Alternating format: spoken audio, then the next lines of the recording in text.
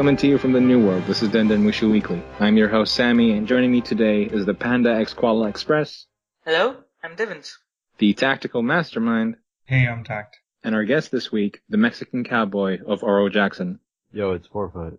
And this is the 14th episode of your official OJ podcast. Alright, I'm going to start off with briefly summarizing last week's chapter. And in last week's chapter, we basically get a confirmation with the Zoro versus Pika fight. It's finally official, which leads to Luffy and Violet escaping. And on their way, they come across Kairos and Gladius, who gets stopped from killing Toy Soldier Kairos by Luffy. And then we see Kinemon disguised as Doflamingo, where he deceives Gladius into thinking he's the legit Doflamingo.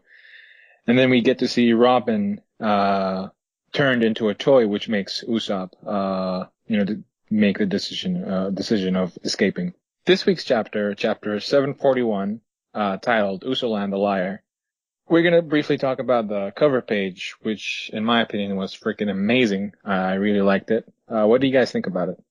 I share the same opinion that it's amazing.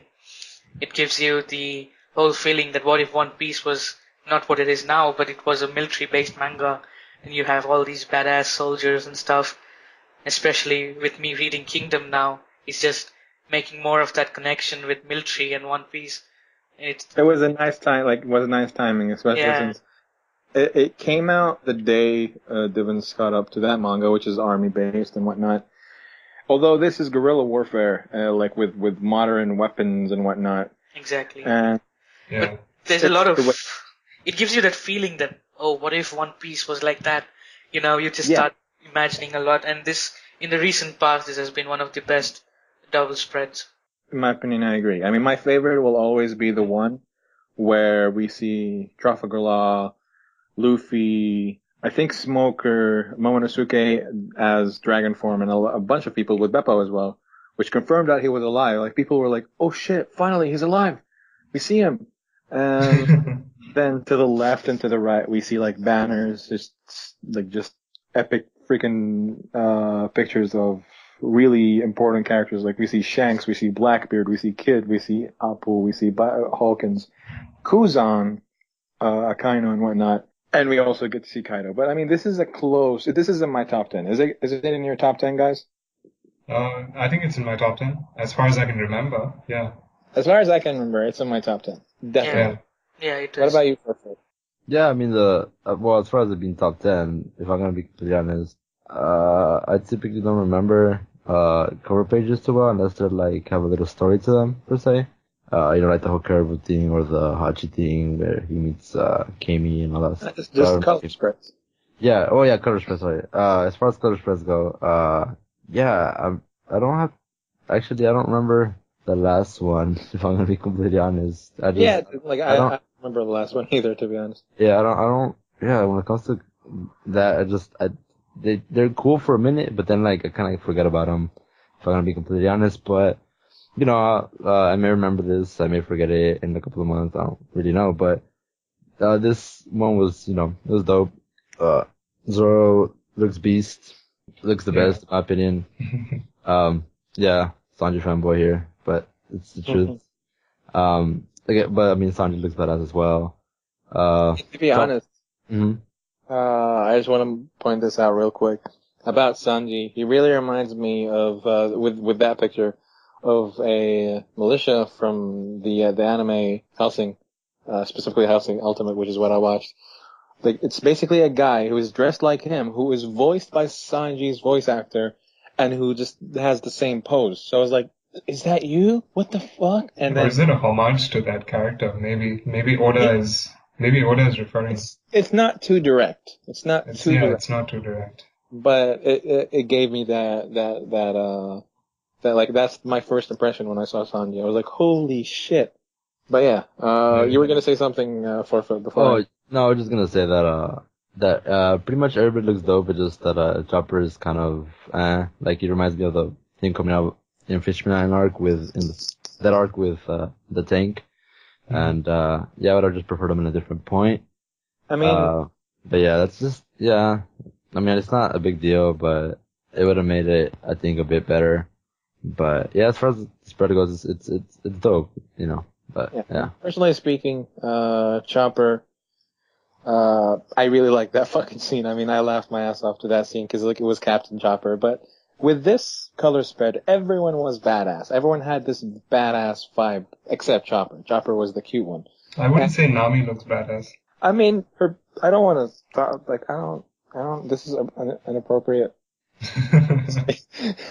But, I mean, she looks more badass than cute little Chopper. That's what I'm gonna say for now. And don't complain about Nami. No, I'm not complaining. Oi, I'm not complaining. I'm just saying she doesn't look badass. She looks something else which I can't say, but that's the thing. But it can be. She doesn't look badass. In a badass way. It can be taken in a badass way if you think about it, because that's woman with a gun. Yeah, maybe. Yeah. So it's like definitely. So, but with Chopper, human point, monster point, hell, like friggin' horn point would have been epic. I do agree. Chopper in his small form doesn't look that badass as the others. Like even Robin, she looks like the filler, the G8 arc, was it, where she took on the role of Condoriano, and she had this coat and stuff like the Marines. She looks just like that, except back then she wasn't wearing a shorts. I mean, to me, she reminded me of the, sorry for forgetting her name, but the Wordner pink Domino from Impel Down. Yeah, I was like, oh, baby. That's true. Yeah. So that was me with Robin. But yeah, I mean, Robin and Zoro and let's not forget Frankie. Frankie actually looks menacing at the back. I'm a Frankie fanboy though. So. I mean, I agree. You look like a fucking tank. Just good. You know what? And he's holding a Gatling gun like it's a pistol. Come on. All right, fair enough. Frankie is the badass one. Like when he tries to become badass, he can easily pull it off. So yeah, I'll give him that. That's true. Yeah. But yeah, this is it for the cover page. And as far as the summary for this chapter, chapter 741, we basically start off from where we left off in chapter 740 with Usopp deciding to flee and actually escaping, or proceeding to haul ass out of there. But he then changes his mind after the dwarves tell Treyball how much faith they have in their hero, quote unquote. And that's where Usopp changes his mind and then initiates an attack on Treyball as he gives a short speech about how he is just a pirate from the Straw Hat crew, not a hero, but then contradicts himself after showing the will to die in the face of the enemy just for the sake of the Tontada and whatnot. And it seems like Treyball is cut in half, which further supports this presumption that he's a Logia. Meanwhile, Thunder Soldier reflects on his life as Kairos, where we see more of his struggles in the past and how he wants to be forgotten after he killed someone and became a murderer. So it was a simple chapter. Like there's nothing to talk about too much when it comes to summarizing. But as far as initial thoughts, Takt, go first. Thank you, Sammy. My initial thoughts of this chapter were pretty negative, to say the least. I hated this chapter. Like Sammy said before, there are two halves to this chapter. One is the Usopp half, and the other is the Kairos half. In the Usopp half, well, when I read it, I thought it was just the same thing all over again. Usopp running away, somebody has to cry and cry and cry and cry some more, scream some more, and only then Usopp will come back and give a good account of himself. So it seemed to me like it was the same thing happening all over again. And so going into the bit where Usopp finally confronts Treyball, I think I was finally too biased to actually take any of his words and, process them seriously. So when he said all that he did, I thought this is classic Usopp shit all over again. The only thing that impressed me in the Usopp half was what he did to Treyball, which I did not see coming. Him using the plant star to cut Treyball in half. Okay, I mean, we all know Treyball's gonna be fine. He's probably either a Logia or he's got some other trick to making it seem like he's cut in half when he's not. But still, the effect of seeing Usopp cut Treyball in half that had a lot of impact for me, basically, for the Usopp half. Moving on to the Kairos half. Initially, I didn't care for this flashback because I thought it was disjointed until I reached the last page. In the last page, you see Kairos lamenting the fact that he can never be part of society again because they see him as a beast. And that was tragic because when somebody starts to realize that everybody has got a conception of him that he cannot change, it's a very helpless situation. And to have that tragedy in his flashback, I thought it was a very nice touch by Oda, and that's what I liked about Kairos's flashback. So yeah, overall, I initially didn't like this chapter much. I only liked the tragedy of Kairos's flashback and Usopp cutting Dribble in half. Next up, we have Forefoot for his initial thoughts. Alright, so as far as my initial thoughts go, I actually liked Usopp's part a lot, pretty much all of it. From the beginning, the whole Tontaro thing where, they're crying for Russoland. I thought that was a pretty touching part, mainly because this is the first time you see them actually not believe what the other person's saying. Initially Treble tells them like, oh, Usopp's the line sack of shit. And they're like, oh, what the fuck? But then they're like, fuck you, Usopp's gonna come and such. And that was a good development, I thought, and I really enjoyed that part, just seeing them have loyalty towards Usopp, even if he did lie, technically. The next part, actually, during that part, we also see Sugar, have this kind of sad face, and I was really interested in that part, and it was just that one panel, but it really intrigued me just to see how it could possibly play out later on. And it made me a little bit more interested in the character. So once Usopp comes back, we see him for the first time actually admit to the fact that, he's just Usopp. He's a fucking sniper from the Straw Hats, and he doesn't lie and say he's a captain or so he's Sogeking or anything like that. So I thought that was a really dope part, and him using shurikens. I'm not gonna make a Naruto joke, I promise. He cuts Treble in half, and that to me was just really dope. And as far as whether or not Treble's a Logia, there remains to be seen. But I just thought it was really dope to see him go balls in, and yeah, I really enjoyed Usopp's part. And then we have Kairos flashback, which to me, I felt the opposite, as opposed to Takt. I mean, I don't know, I guess, I just felt it was just, no, I mean, I kind of agree with what Takt was saying, but overall, I don't know, I felt like the character design was just very iffy, just didn't seem like a badass like he should have been. I just felt like he looked too much like Dragon, and I don't know, he didn't give off the badass vibe, just some guy. As far as, the whole tragedy that befell him, there was a really touching part, and there was an irony to the fact that he thinks people are going to remember him a certain way for the rest of his life, which obviously isn't the case now. But overall, I just didn't really like the flashback. I just felt it was okay. So my initial thoughts in general were, it was a good chapter. And now to give his initial thoughts is Dibs. Thank you, Forefoot. I shared sort of the same initial thoughts as Takt. I mean, we knew that Usopp is going to come back and be this hero and redeem himself and stuff, but I didn't expect it to happen so soon. He just ran, and I wonder how far had he run, because he came back pretty fast. That speed was really, really fast. He was there in no time again, and he's been running for the last page of the last chapter, and half of this chapter he was just running away, and then now he's here suddenly. So that speed is just wow. Okay, so Usopp has speed on his side, that's for sure. And I did like the fact that he introduced himself as Usopp of the Straw Hat Pirates, the sniper of the Straw Hat Pirates, instead of the Usoland or Sogeking or any of his other, identities, so-called. He isn't lying anymore. He's just like, I am Usopp of the Straw Hat Pirates, and I'm going to be your hero if I end up dying. Build a statue for me next to Noland. And that was nice, because everyone there has heard that he's Usopp from the Straw Hat Pirates, and he is going to be the hero now for the toys when Sugar is defeated. And he is going to defeat Sugar for sure, because that's his goal. he has to knock out Sugar and let all the toys turn back to humans. Many people think that he's going to defeat Treble, but I would have to disappoint them by saying no.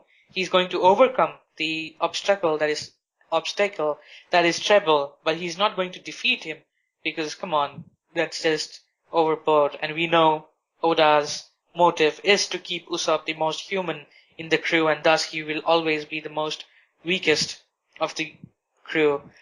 Apart from the Usopp thing, I knew we were going to head into a flashback. Many were predicting to go into something like a Law flashback or a Doflamingo flashback, but this is going into a Kairos and King Riku flashback, and I don't think it's going to last too long. Maybe another half chapter maximum, because we already are up to his 1,000 battles. It was nice to see young Kairos and young King Riku, and Kairos' striking resemblance to Dragon, which everyone has noticed. For some odd reason, he just looks like Dragon when he was a kid. I do hope he has this unique character design when he's all grown up now.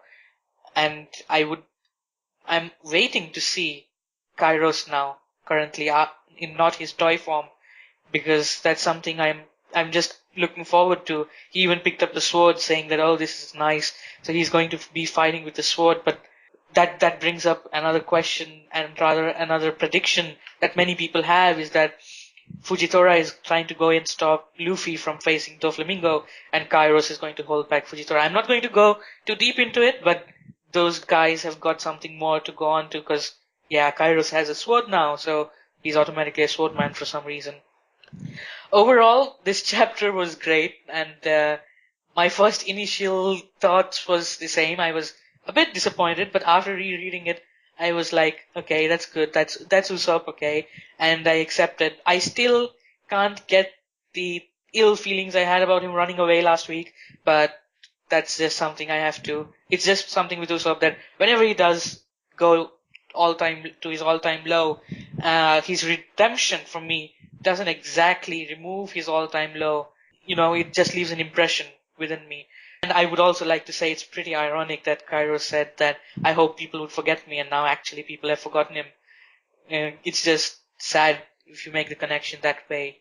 And that was my initial thoughts of the chapter. Next up is Sammy. Okay. Thank you, Divvens. So for this chapter, as far as the first part, because I'm gonna just move on to, I'm gonna consider it as two parts: the Usopp part and the Kairos part, the flashback and whatnot. The Usopp part I thoroughly loved, to be honest, because I already had the mindset that this was possible, where we see Usopp basically changing his mind with the words of something. It's his trigger. It's his catalyst. If he doesn't have a catalyst or a trigger, then he already reached his goal. So it's going to happen until he reaches his goal. I've already accepted that years ago.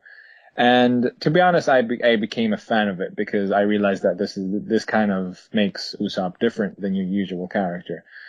So with that being said, when I got to the part where he was talking, I was actually into what he was saying, and I realized that what he was saying is shit. What the fuck? This is weird. This is different. And what he was saying basically is that he's talking about freaking statues being made for him after he's dead, and how death is cool when you die a heroic death, and how he's basically accepting death as Usopp, the pirate, the Straw Hat Pirate, who is a sniper, not Sogeking, the king of snipers, or the fucking best sniper in the world, God forbid, or, a heroic descendant of Noland, the liar. That's not the case. He accepted who he was, and he moved on from there. And the way he was doing it, though, I'm gonna love this in the anime. I am going to, if they do it well, I am going to love this scene where when he's talking, he starts swinging his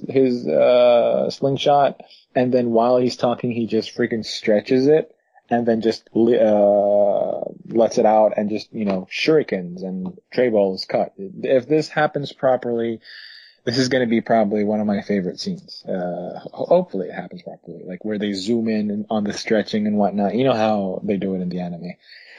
But overall, this part, I I didn't find any negatives. I also liked how Leo is defying the mighty Trable, and for Leo to actually defy anything is weird, because he's a Tintara, and Tintara always listen and obey, and they're always deceived, never questioning. They're not critical. They're the most gullible things in the One Piece world. But with here, he's basically telling Trable to fuck off. Ironically, because Usopp was lying, but at the same time, the lie got, it was confronted, if you will, and it's fine. I mean, the fact that Usopp actually went with it and said, "You idiots need to shut up. I'm not Usoland. I was lying. I'm only Usopp, a Straw Hat pirate." And I like the panel where we see random toys just saying, "What the fuck? Straw Hat pirates now here? How?" And I'm assuming that these are one of the new toys, where like they're pirates or countries, or country citizens, where they know this is the Straw Hats. So he's making it known. He's making it known to the whole of Dressrosa, and maybe even more. As far as the Kairos flashback, well, the thing is, before I get to that, basically Doflamingo now knows that there is a person disguised as himself running around. I think Gladius versus Doflamingo is going to happen. It's going to be epic. Fire versus explosions and rupturing, and just I'm going to love it. I'm going to love it. Need I say more? Anyway, as far as the flashback, it was good for what it was, but I personally didn't really. I wasn't influenced into it. I wasn't invested in the flashback. I was waiting for it to finish, to be honest. Takt kind of explained it in a good way. It was disjointed at first. It was just random as fuck. Like, what is the purpose of what's going on right now?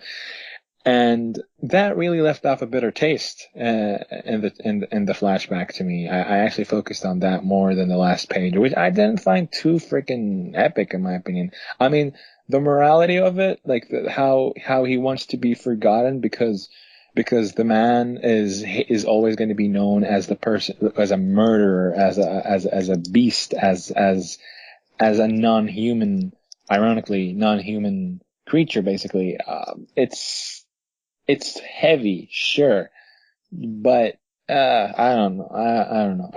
I wasn't invested in it. As far as him looking like Dragon, I mean, I don't find that to be a negative, but at the same time, I want him to look different when he's old. That's all I'm going to say. I don't care how he looked when he was 15 years old.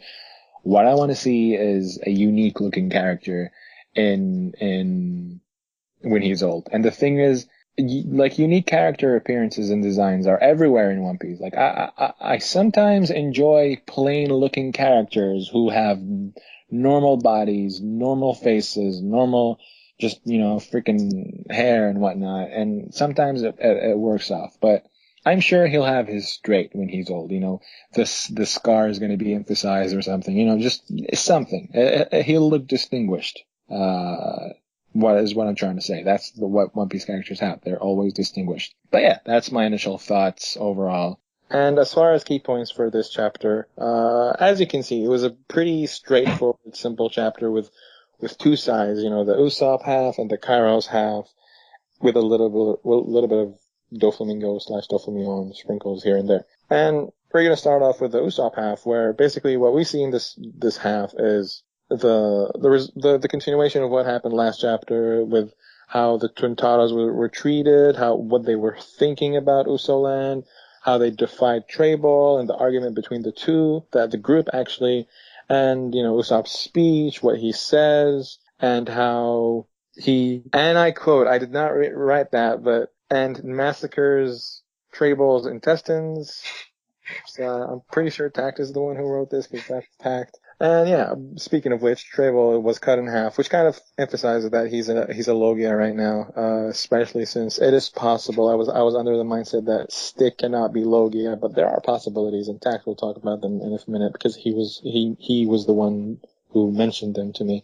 But yeah, what did you think about some of the parts in this chapter? Anything that you want to explain or anything, basically? Actually, I love the bit where Leo goes off on this thing where he says, Usopp will save everybody, the toys who are made to work here, our Nakama who are stuck in slavery, the toys who are hiding behind their smiles, etc.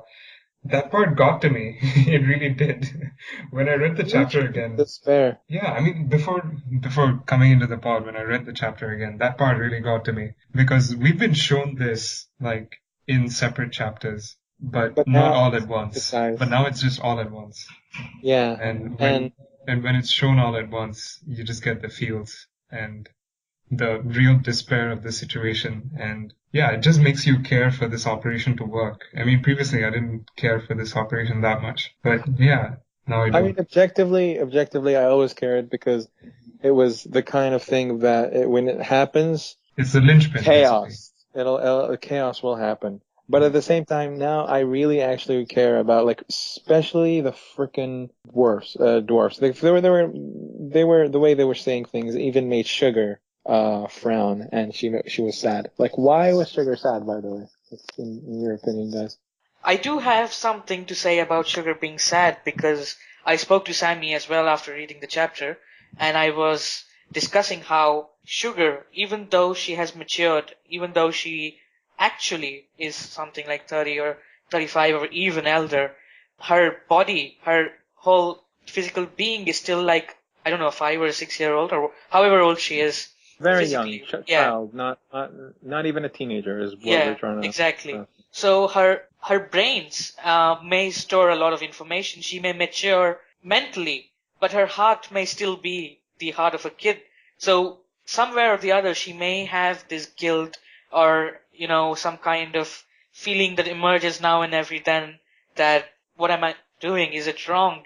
Is it right for me Maybe to do stuff like maybe not this? question herself. Like the way I looked at it, she doesn't question herself. She just feels bad about what she's doing.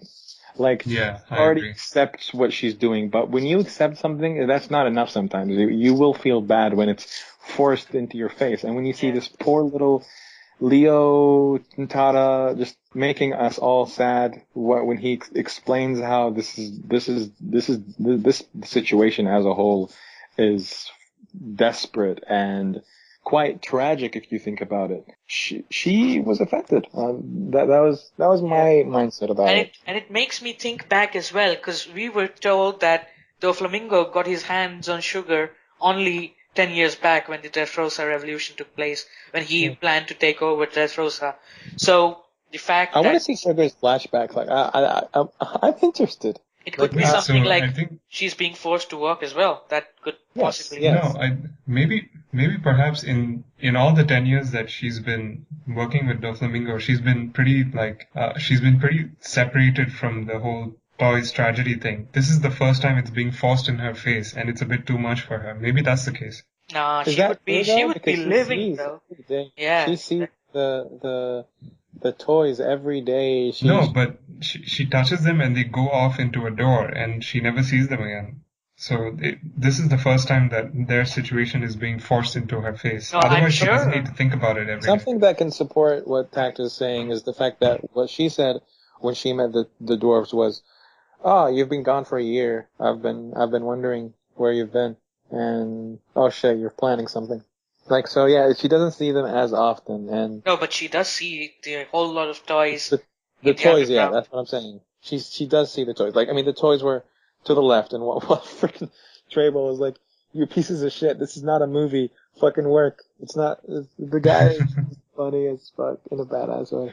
But yeah, what do you think about it? What like overall? Yeah, you guys pretty much said every fucking thing there is to say it. Wow. Yeah, I mean the small panel just it's pretty significant just because it leaves if you're wondering a lot of things personally. I don't think she was forced to work for the Flamingo. Yeah. I think she even in the flashback she doesn't even seem like phased by anything. She just seems very like childlike, just like, oh, we're about to take over, fuck it, it is what it is. And I guess, yeah, I think Takt is, pointed out, yeah, this is the first time it's like, anytime she turns them into a toy, it's like, I don't know, even when you look at the toys are pretty obedient, they show no emotion.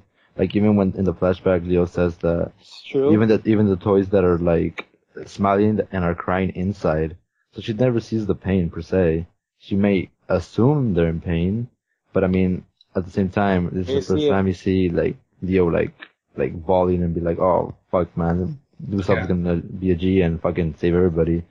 So in that moment, she probably was like, "Oh shit, son." Yeah. You know. Exactly.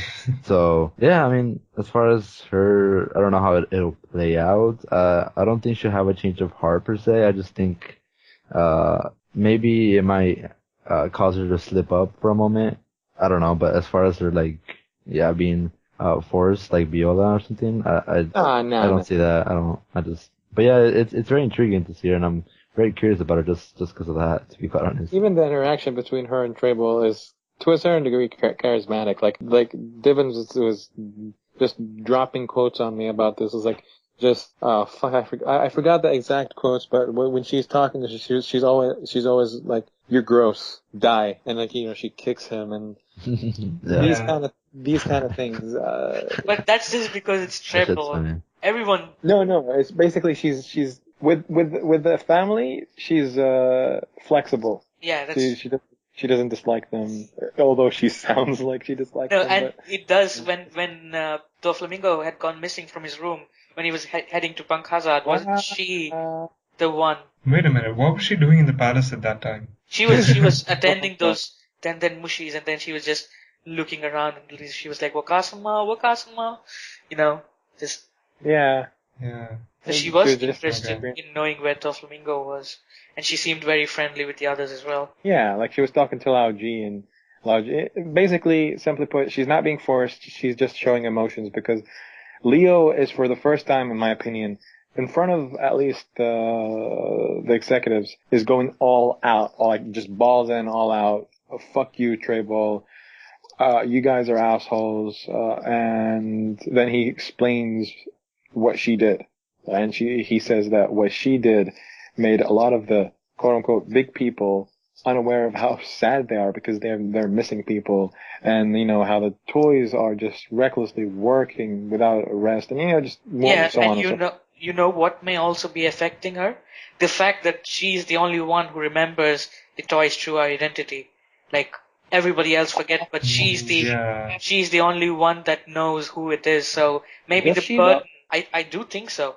The No, burden that of wasn't quite clear in the But first time she it is turns to possible Cavendish. if it would be that the user itself forgets, then I think that would be flawed because that's not how the devil fruits work as far as we know, right? None Yeah. of the devil fruits work. The user always has the knowledge over everything their power does, and if all the and effect she it already has. has a huge drawback. She already has an extremely huge drawback of being Unable to grow.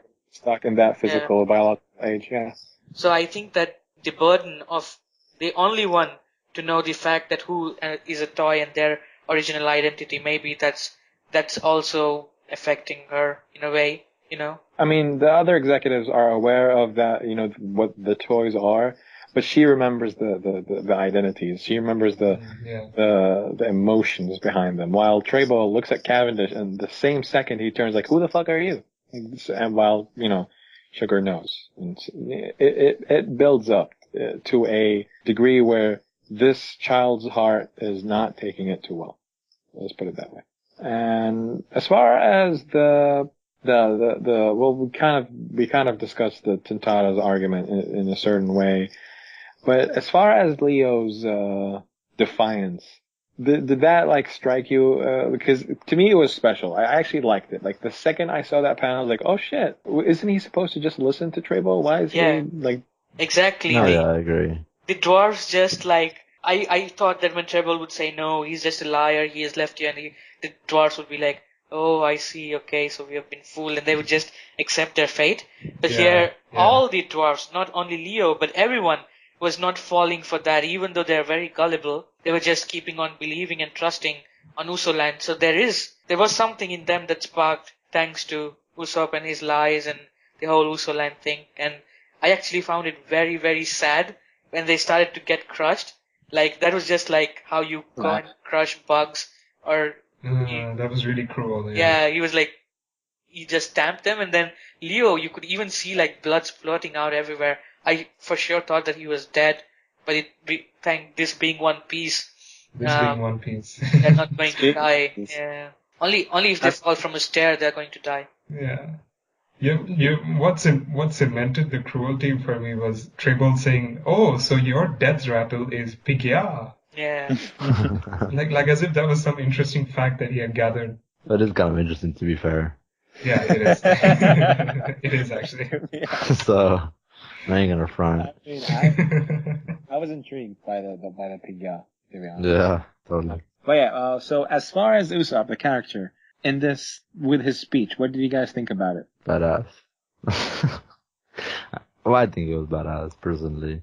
You know, it's the first time you see Usopp just, admit who the fuck he is for the first time.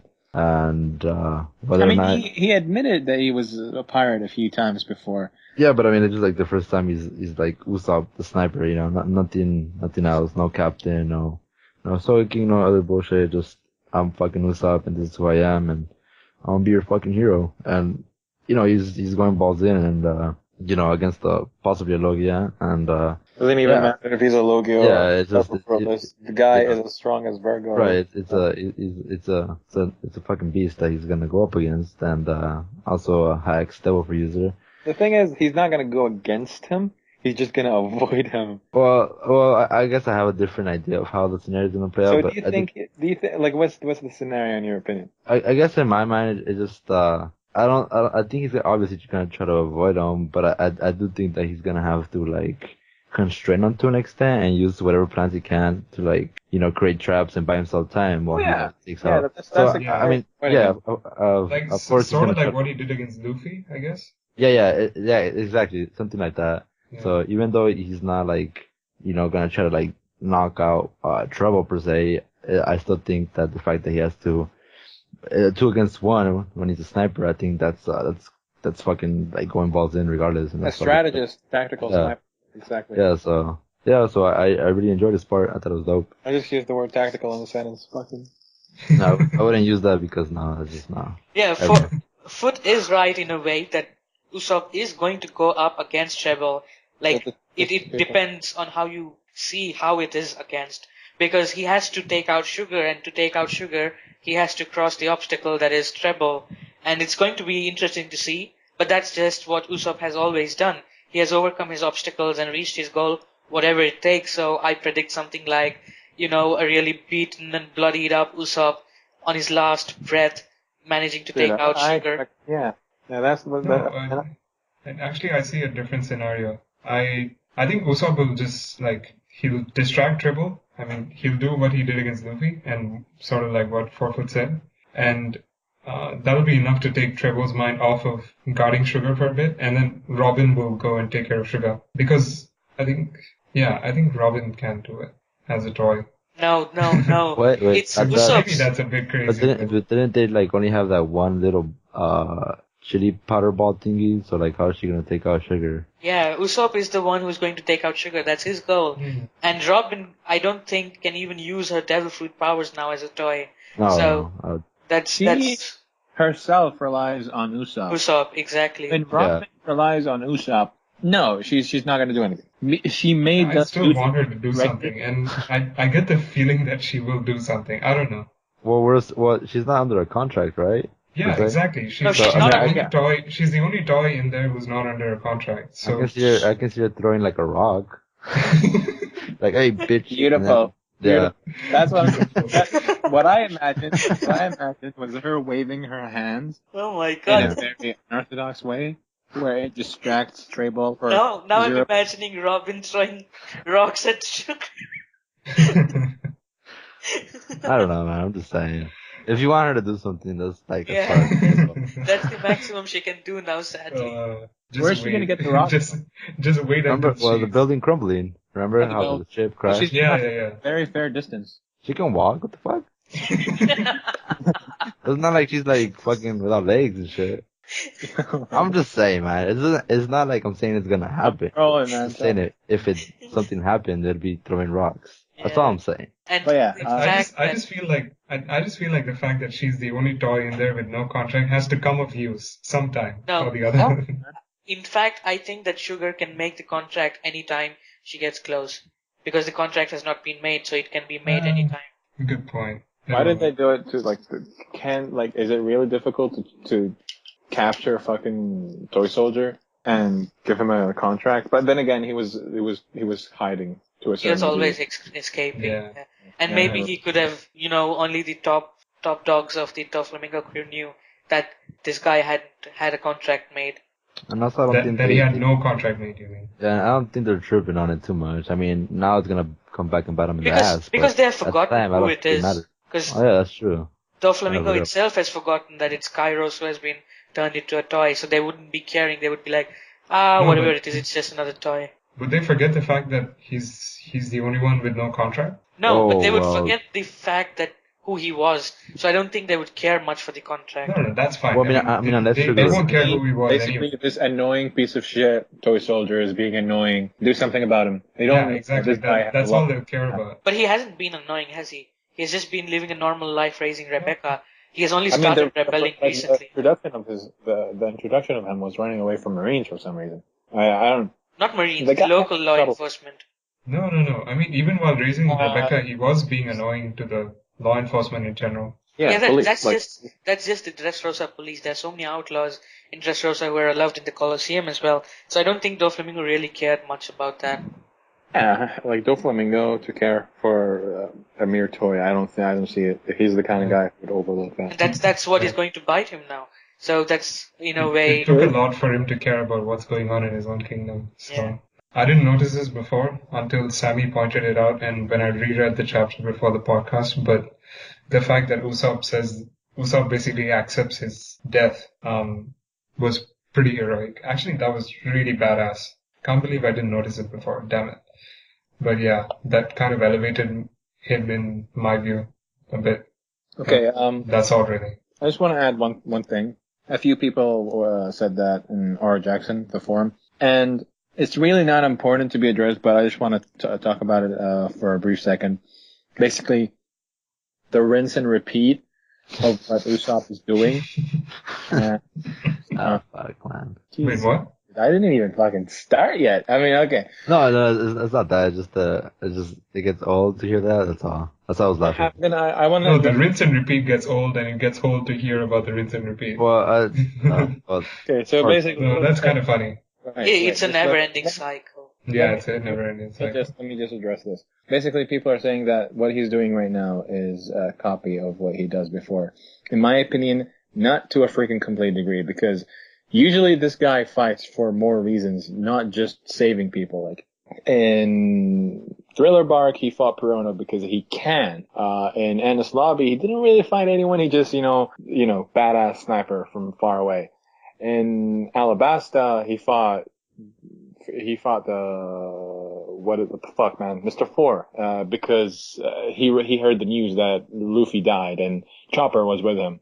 In Arlong Park, he fought Chew because he was just being a fucking nonsense, and at the same time, that was one of the only times I actually saw Usopp being genuinely brave, but at the same time running. It doesn't make sense, but just live with it. So, what I'm trying to say, try to have an open mind with this rinse and repeat thing, because it's not really a rinse and repeat. We usually don't see Usopp trying to completely save people for his own reasons, and at the same time defying an overwhelming obstacle in the form of someone who's as strong as Virgo Pica Diamante and another executive. But while we're at it, that's not a rinse and repeat cycle, in my opinion. I just wanted to address that before I move on to the next key point.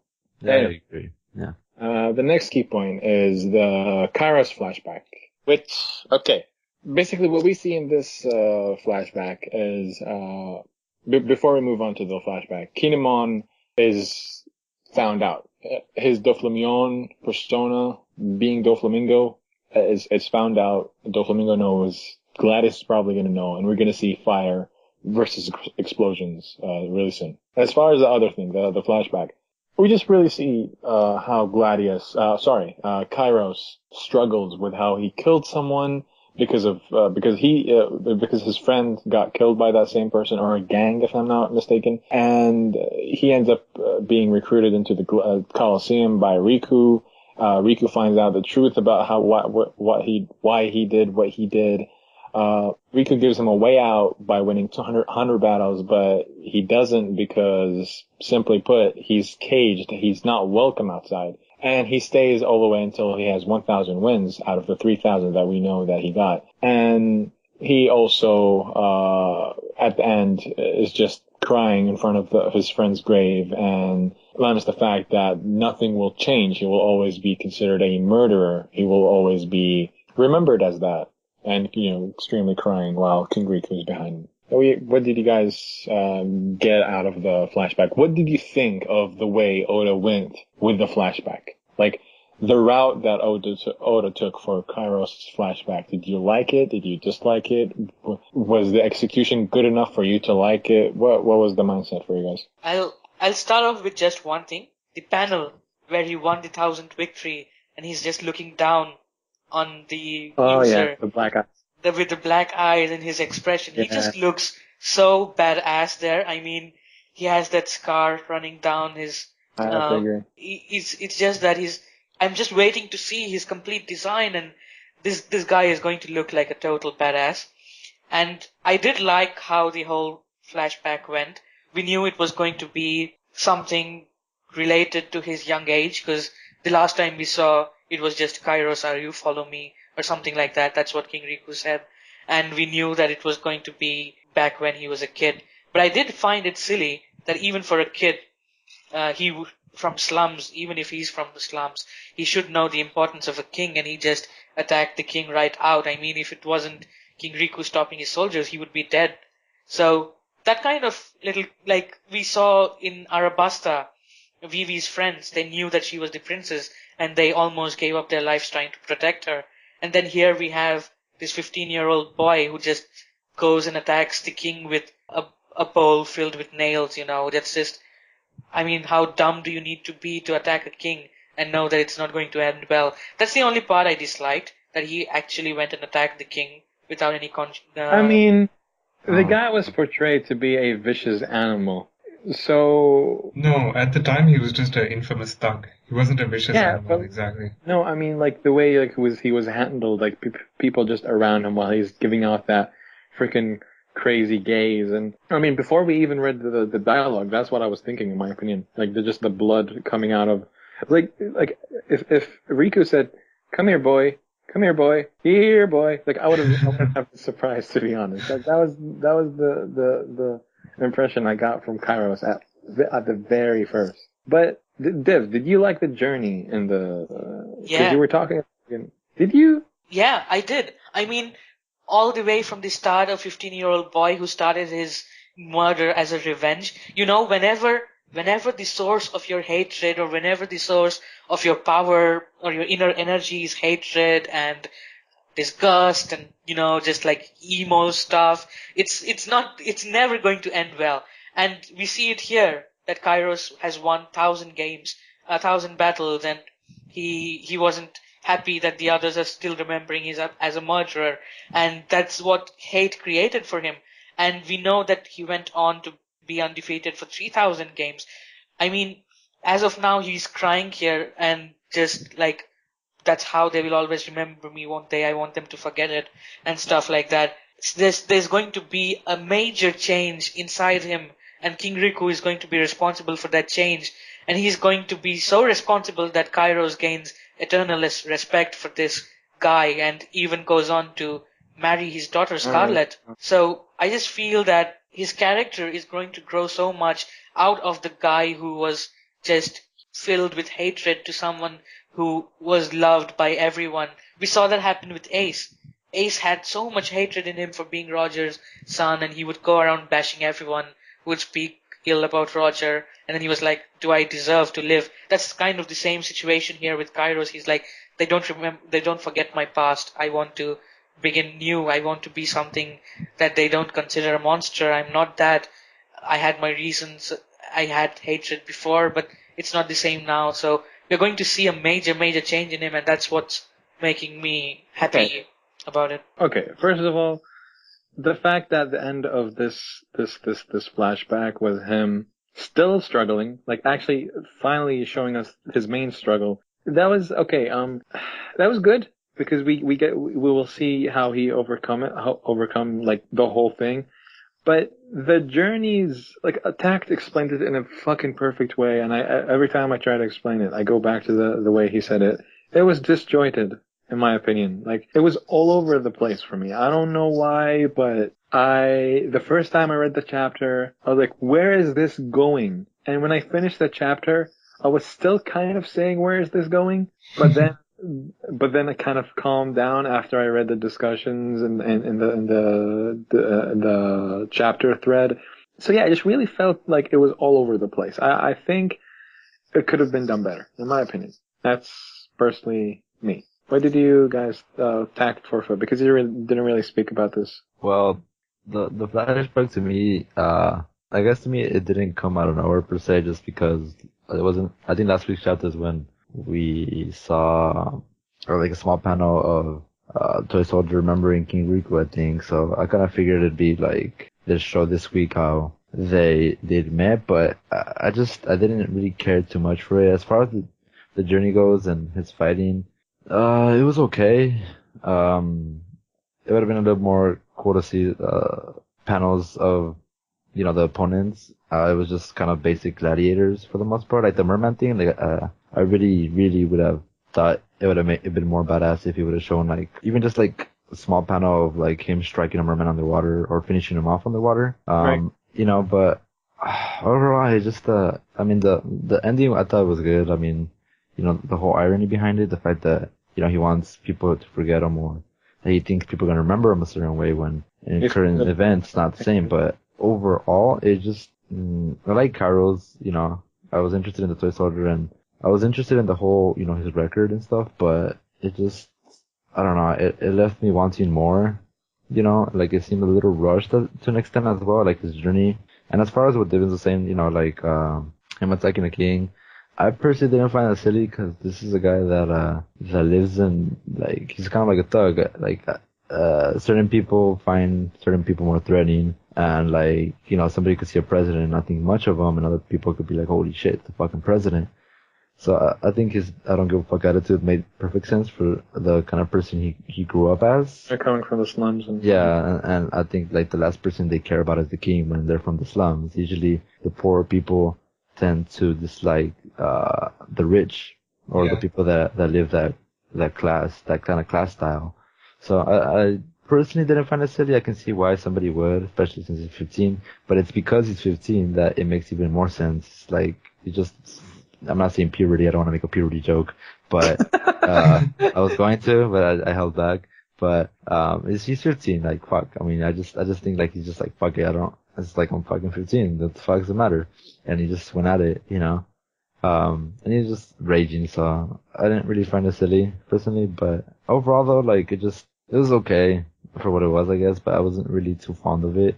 Just the ending was good for the most part. But yeah, that's just what I think. I do also agree with. Sorry.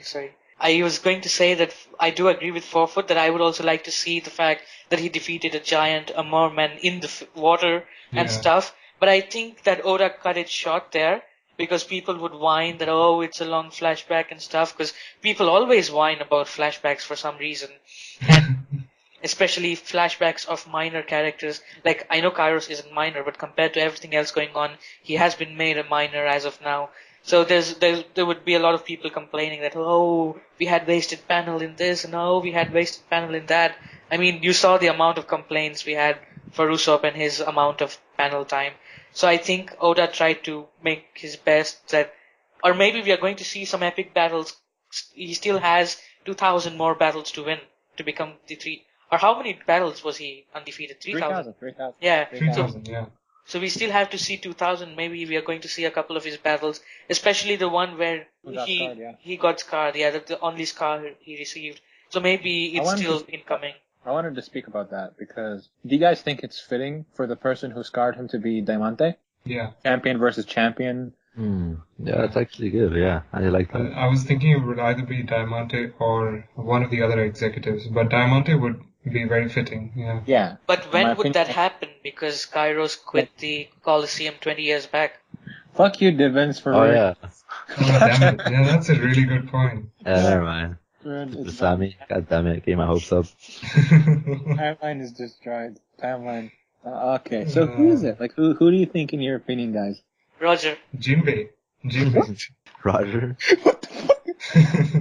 Yes, it's Roger. I agree. No, fuck that. It's Goldie Roger. Roger. Yeah. Goldie Roger What? passed No. to Dressrosa. He happened to participate in one of the battles, and then that was And then he just Whitebeard, quit, dude. right? He's like, Why fuck not it. Whitebeard? no what But he had- what what.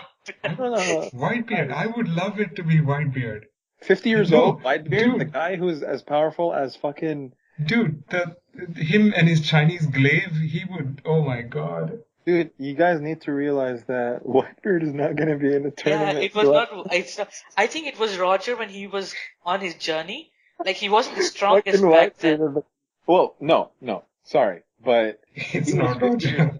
he was 50 years old when did he get the scar? He got it between these 3,000 battles, and this is going on all in the past now.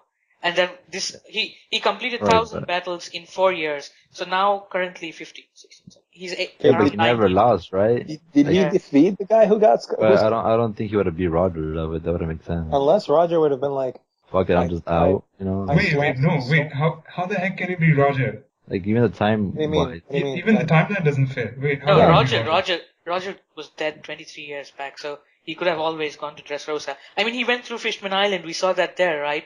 Look, the fact that Divvens wants to connect Roger into Goldie Dressrosa, Roger. I like it. I like the fact that he's trying to connect Roger into Dressrosa somehow. I always like seeing Roger mini flashbacks. I never say no to those. But at the same time, no. Whitebeard, man. Whitebeard.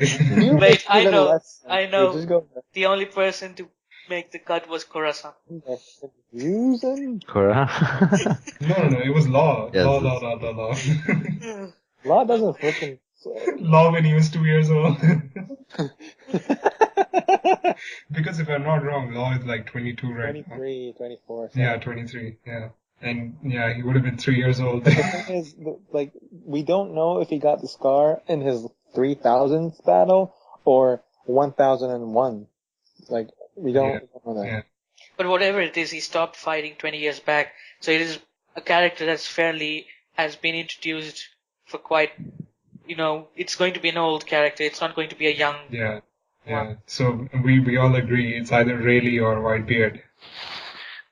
Really? Huh? I agree. No, I which personally kind would of want it. Shanks? Shanks? You people. You fucking people. I swear to God. Mihawk. No, I got it. No, wait. Like, just explain to me. How the fuck did he get scarred and not lose? Like, I mean, that means that he beat the guy who scarred him. So no, Yeah. not these. Wait, no. Never mind. No, I'm Continue. saying it's surely going to be someone from Roger's crew or Roger himself. I don't want someone from Roger's crew to lose to Kairos. That would just Yeah. hype him up now, I don't want to fucking, like, he's not going to be more, like, he's not going to be important after Dressrosa, while Roger crew is always going to be important. No, who said he's not going to be important? Vivi is still important. Uh, And all these nations that Luffy's saving. Vivi along is the still way. important. Yeah, She's Vivi really- is what still. He is always important. I'm going to Remember slap that. you now, Sure. Sammy, if you don't accept Sure. that. I mean, He's important. Accept it. BB is important. Arabasta's whole army is going to play a role in the final battle. All these kingdoms which Luffy has been saving, they're going to go to his aid in the They're final going to battle. become his allies. Yeah, that's Yeah. pretty clear. That's My pretty point clear. is, for 700 chapters, we're going to see less of Kairos, more of Roger Pirates. Like, Shanks. No, it has Okay, to be some hot-headed person like Zoro. Like Zoro was like, Luffy, why didn't you invite me to this Coliseum event? So if Roger was going through this Dressrosa, they were the same as Luffy, Buggy. all fun-loving. No, No, Buggy. No, Buggy. Yes. Yes, it is Buggy. It's Buggy, confirmed. It's Buggy. Confirmed, man. Confirmed. Confirmed. Confirmed by Oda. Oda just wrote it. oh my god, Okay. you people, Buggy is the weakest. Okay, never mind. I still Buggy think is a He probably stupid guy. He's very powerful. No. What Buggy did is he wounded Kairos and then ran away. Yeah, exactly. What he did was basically he was talking to Kairos. Kairos was not paying attention. He gave him a wound in his chest, and then he flew away. But then his foot fell on the water, and Shanks saved his foot. Shanks saved his foot, yeah. Shanks used his haki to blow the water away and then pull the foot out of the water, and that's it. as a 14-year-old. 14-year-old. There you go. Yeah, as a 14-year-old. Yeah, Shanks said conquers hockey. Okay, this turned into a troll Super session. legit. Very, very legit, in my opinion. If Yeah, it I like turns being part out of to be this. Roger or Roger Pirates, then you guys are going to have to accept No, it. fuck that. It's As long Whitebeard. It is Whitebeard. as there's an explanation, Whitebeard. as long as there's an explanation as to why they lost, or they didn't lose, but they fell into the water. Or maybe they just respected him enough to be like, oh, I'm just gonna fucking bounce or quit or something. Yeah. Yeah, like Yeah, I'm just gonna bounce into for a the water. gladiator. but But yeah, guys, I wanted to talk about something that I don't think anyone actually mentioned. Not sure, but do you think this friend is going to be important or just some random dude like we don't really care about? I kind of think it's just a plot device. If I'm Okay, gonna be I honest. think it's a fair problem. enough. Yeah. Okay, anything else about the flashback? No. Roger Pirates and Mm. Whitebeard. No. Yeah, Whitebeard. Dude, it's fucking like it's Okay, man. Stronger. The horse from Blackbeard's crew. What was the horse's name again? Stronger. Stronger, yeah. Oh, what if it was Blackbeard himself? He even caused a scar to Shanks. So why not Kairos? Okay, so this Yeah, guy he's Blackbeard. Blackbeard is the guy who causes scars to everybody in One Piece. Yeah. fucking Yeah. lost. You know who gave You know, Rayleigh there, the scar? there are tattoo artists and then there are scar artists, and Blackbeard is a scar artist You guys know who gave Blackbeard that scar? Rayleigh, sorry, that scar. himself. No, Rayleigh got the scar from Blackbeard, dude. Hell. Yeah, oh yeah. Same with frickin' Zoro. Zoro met Blackbeard in the time skip and he got scarred. Okay, anything else about this key point? No. Foot. Any Yeah. scar jokes? Anyway. Scar jokes. Oh, no, man, I'm sorry. The last joke I was gonna do is a puberty joke, and that one didn't go in, so I'm just, yeah. Alright, so Weird. Yeah. Alright, so we're gonna move on to the rating of this chapter. So for this chapter, I'm gonna start off, with, first of all, I think this chapter gets a great. I really like the first part, I gave it an amazing. And the second part gets, no, I'm not gonna give it an, I'm just gonna give it a good. Fuck it. And I was gonna give it an okay, but it made a lot of cool Roger and Whitebeard jokes, so I'm just gonna give it a good because I'm in a good mood right now. So, alright. Overall, great. Takt, go. Thank you, Sammy. Overall, my final thoughts on the chapter. I changed my mind a bit about Usopp. I found some epic things here and there that he did, which I didn't find in the first reading. So that was a good thing. Less negativity is always a good thing. So, after having found those things, I thought that part was that part was a good.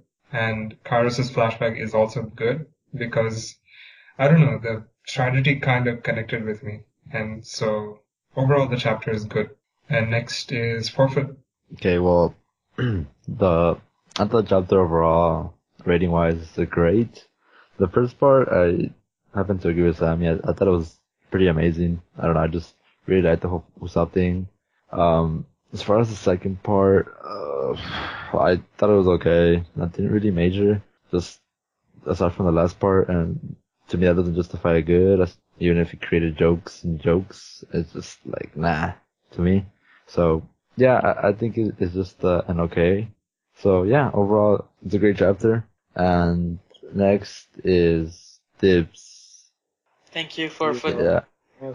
Dibs. Go Yeah. ahead, Dibs. Thank you, Forfoot.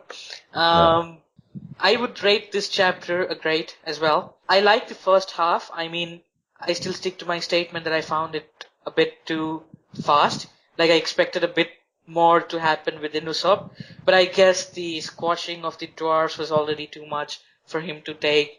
And then he came out and he was like this hero. So that whole first half, along with Usopp, Sugar's interaction with Treble, everything, it gets it great from me.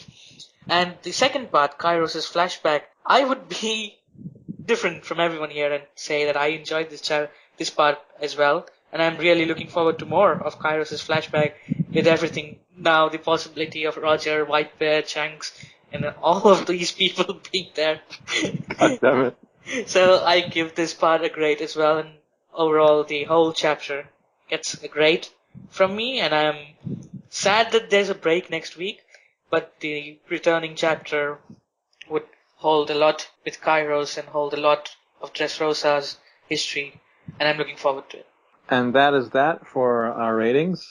We're going to move on to the Q&A segment. And the questions overall were all mainly about Kairos and Usopp, but that's to be expected. And we start off with Simovic's question, which says, will Usopp become the brave warrior he always claims to be after all this time, and possibly abandoning the Sogeking persona? Well, first of all, yes, he will become the brave warrior because it's his goal. But is it in Dressrosa where he becomes completely brave? No. No. And Sogeking persona will stay because I fucking love it, and that's the bottom line. I agree. I also think that the Sogeking persona is going to stay. However brave Usopp gets, Sogeking is always going to be the braver one. I mean, that's something like saying that Luffy will never use Gear 2, or that is a Zoro great... will never use the demon thingy. Asura. The thing is, Foot, like, okay, because I know where Foot is going with this, because he's like, like that, but I'm gonna explain a good way to keep the Sogeking mask, and at the same time, No. Well, I wasn't saying like Sogeking shouldn't come back. I think he definitely needs to come back just because for the fans. But I don't know. I guess at some point, I see Usopp like actually burning the cape and the mask. That's what I was about to say. Yeah. Yeah, you know, like just like I see. That is a fucking good idea, actually. Basically, when he's very brave, like he's like there is something huge that needs to happen, like even more at risk. He decides, dude, don't even hype me up, bro. And, like he just holds the mask and like either gives it a Viking burial or like just throws it away, destroys it, something, gets rid of it. That at that point, Usopp will activate. Does that make sense? Yeah, no, I completely agree. I can see that I always picture that. Yeah. I mean, it holds a lot of symbolism, for his bravery, and I just think that him, like, getting rid of it at some point and then just saying, like, I don't need you anymore would just be, like, really badass. I mean, even this scenario, right now, I think he will still be scared, midway through, where, like, Trebo flings a ship, Usopp starts to cry, then needs the mask, and then puts it on. Yeah, the fact that Sogeking can make an appearance even now is still possible. Of course, yeah. Yeah, which I personally would... Dude, I will sing the song while I'm reading. I swear to God. Who doesn't sing this song? Yeah, for real. Yeah, because we are going to see Zoro go all out. We're going to see Luffy go all out. And we are going to see Frankie. He's already going all out, but even go to his complete Is he limit. though? Like, dude is just chilling. No, he's going to get his Shogun out now. You know that. But anyways, I'm going to. Never mind. Usopp is going to go all out as well, and his second base, his gear second, is Sogeking. So that mask is going to come out. That cape is going to come out soon. Dude, where's the cape? Where does he keep it? In our hearts, man. In our hearts. Oh, forgot. Forgot, man. Fuck. I still think it's in the ship, but if it's in your heart, man, then cool. I think maybe the cape and the mask and stuff is with his. He has that big bag, doesn't he, with all his pop greens and stuff. Yeah. Yeah, but no, it's actually in our hearts. Like, we are gonna give him the cape. I do think that's okay. But fuck it, this is manga. He can take a sofa out of his ass if he wanted to. Yeah, that's true. And it would make sense. And I do think that sounds painful, man. A sofa out of his ass. Can you imagine that, like that panel, like the fucking big ass sofa from his ass? I don't know, man. Why are you trying to visualize that? I don't know. I just think it's too much, but I mean, fair enough. I agree. But still, though, he's just kidding. No, of course, but I had to poke fun at it. That's all. What No. What are your point is thoughts? to visualize it. I have an image right now in my hand. Okay, wait. Let's get away from that. What are your thoughts on the Sogeking mask? Let's discuss what Usopp can pull out of its ass. No, what is your thoughts my God. on Usopp's mask, the Sogeking mask? Do you think it would have changed? Do you think it would be the same? I personally would not want it to change, but you bring a good point that time skips make things change. And for the mask to, okay, I want the cloak to be different, where like it has freaking just a golden freaking outlining where it's shiny as fuck. Like we're talking say armor shiny, that shiny, and no one has gotten that. If you don't, anyway.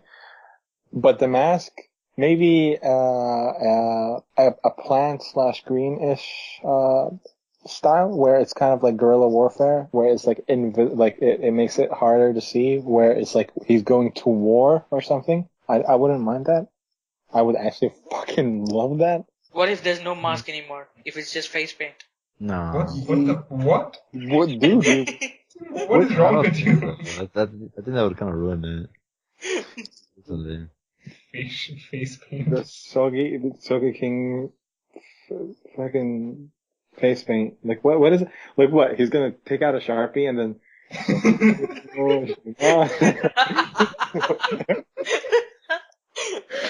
Imagine Trevor getting ready to attack him, and he's just sitting there, drawing things on his face. That's what the sofa is for. God damn it. Stupid sofa.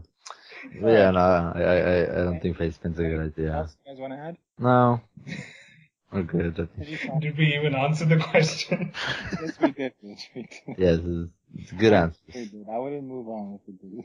I think that is the best answer Simo can possibly get, in my opinion. Yeah. So geeking. Okay. It's fucking song stuck in my head. All right. So Caddis, please tell me I pronounced it right, asks, what more do you expect from Kairos' backstory? I'm gonna go on a whim and give this to Divvens because he fucking talked about it at first. And the fact that you don't like Kairos, Rebecca, I know, right? You know, No, I so fucking love Kairos. No, Kairos is epic, dude. I don't like Rebecca, but I always liked, dude, I like the Toy Soldier. I really do. I said the execution of the flashback, I think, was all over the place. I actually like Kairos. I swear to God, I like the guy. He's epic. I think we got a rushed first 1,000 battles thingy, but from here, I think totally this full flashback would span a chapter. Okay, so the next chapter we may see another half of it dedicated to this flashback, or maybe even a little more than half. Let's consider the length of Usopp's. So you do think we're gonna see?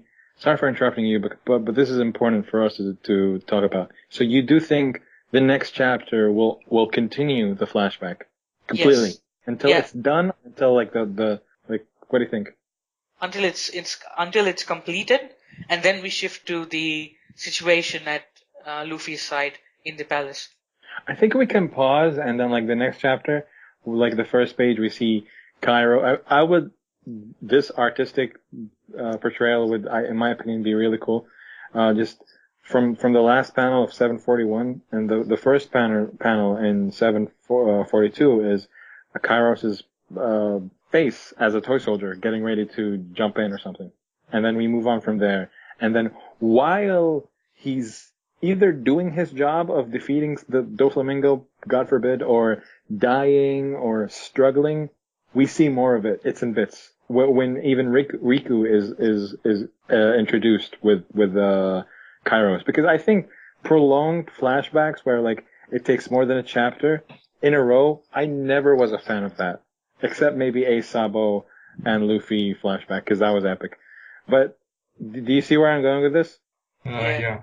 I see. I actually I like the idea of the rest of the flashback being continued when he's at a state where he's, struggling and Either struggling, defeating, bloodied or whatever. something like that, yeah. Where it actually really is relevant. Like right now in our mindset, we're going to be talking about how, all right, so this is this flashback. I want it to end relatively soon because I want to see Doflamingo fighting, Kairos actually fighting, Sabo and whatnot. But when the flashback is back, when it's really relevant, that's when the fans will be more invested, in my opinion. Do you actually think fans will be more because whenever such things happen, like when flashback comes in, when epic stuff is going on the chapter, generally fans tend to hate it more. Yeah, but I mean, that's just because the fans typically just want Sabo That's shit, and then just people fight. are rating these chapters, like the last 4 to 5 to 6 chapters, meh, because there's no Sabo. in it. Yeah. It's Like, just, That Sabo fanboying. No, So just we not even really- Sabo. There's no Sabo, there's no Zoro, there's no Luffy. This chapter is meh. There's no Sanji. No, there's no This Sanji. There's no Sanji. There's no Sanji. Yeah, that mindset is gonna stay, but true fans will always, like casual fans will always read a manga for their favorite character, while fans who are a little bit more dedicated will look at the big picture and focus on it's in detail. Yeah, Just, I agree.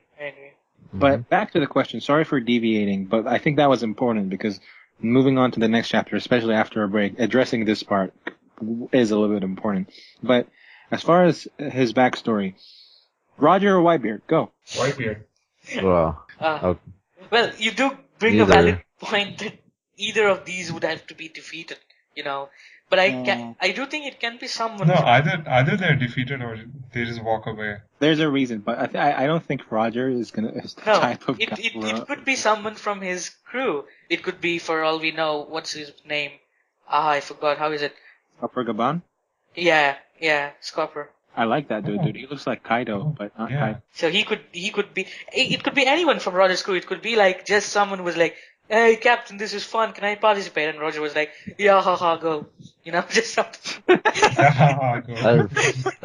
how Roger laughs. I don't know that. Roger's laugh is just.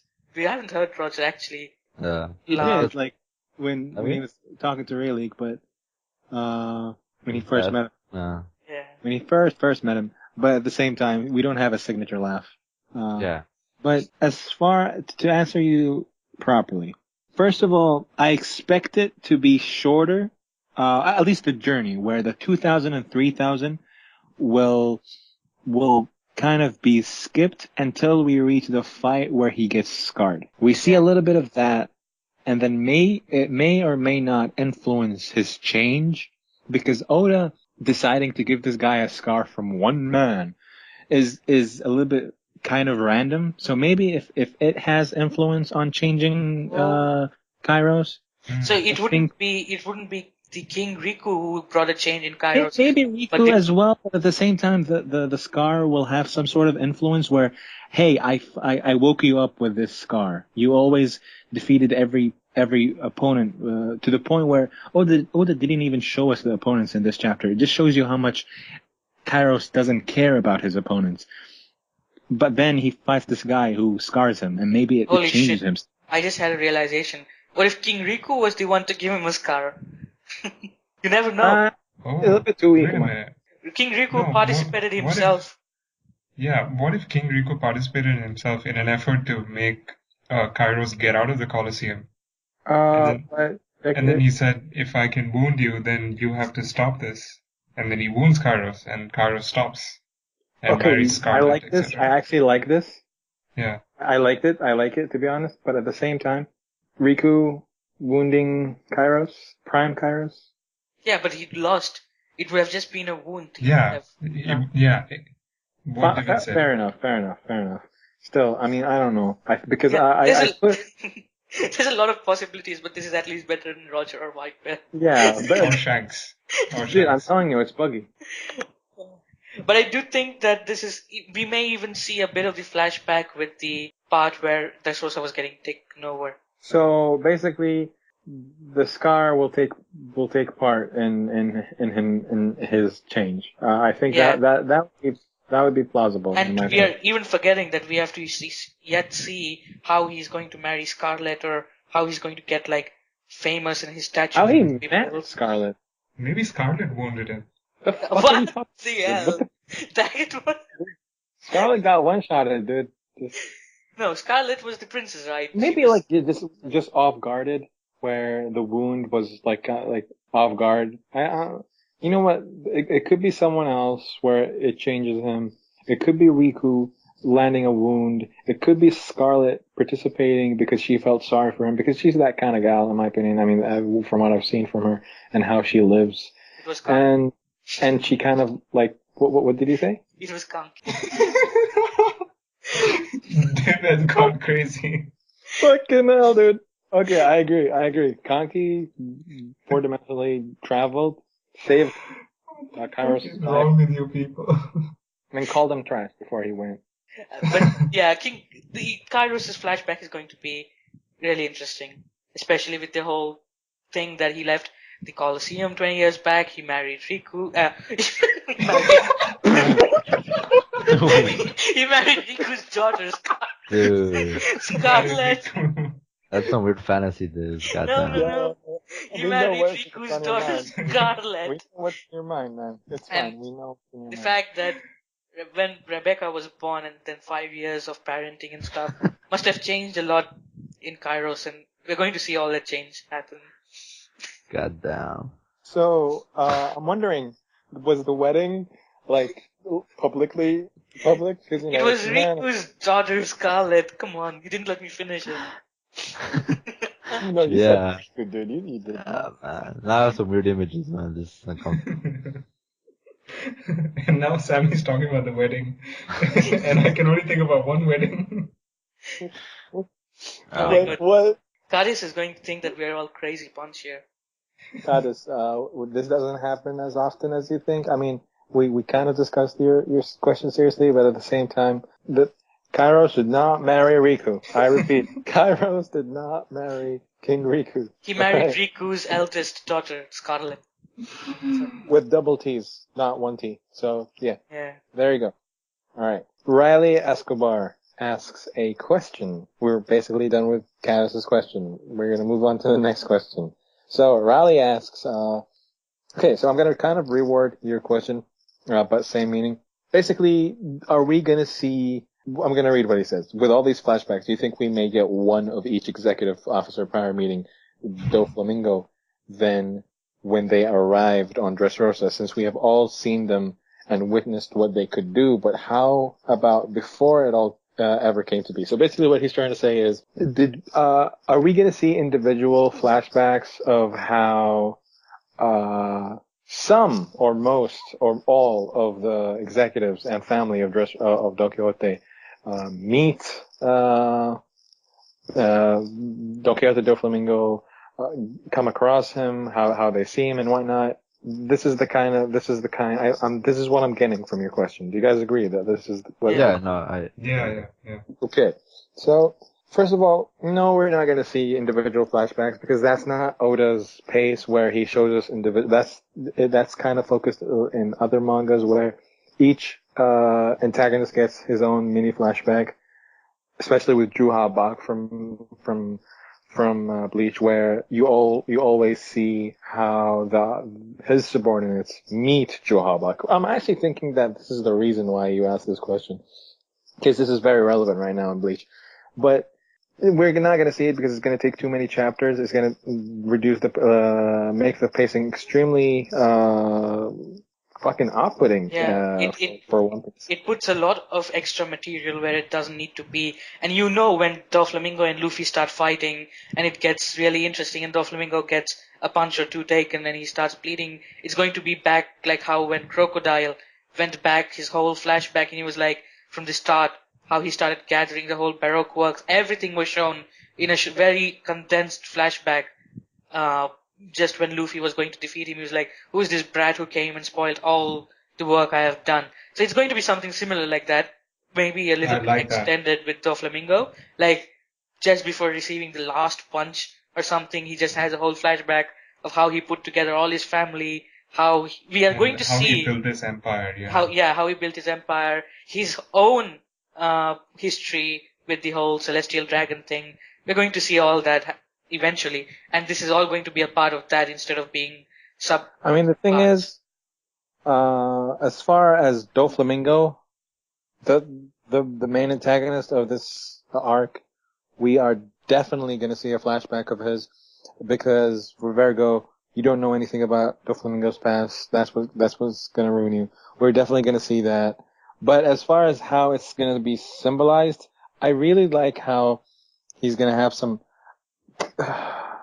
Because I'm still rocking that mindset where it's not yet Doflamingo's time to lose a fight against Luffy, but at the same time, if and when it happens, eventually, either now or next arc or something, this symbolic way where he kind of has thoughts of how he met Sugar, how he met Treyball, and most importantly, we get an answer as to why he has cuffs on his legs. That's the most important thing right now for me in One Piece. Why So Treyball has cuffs on his legs.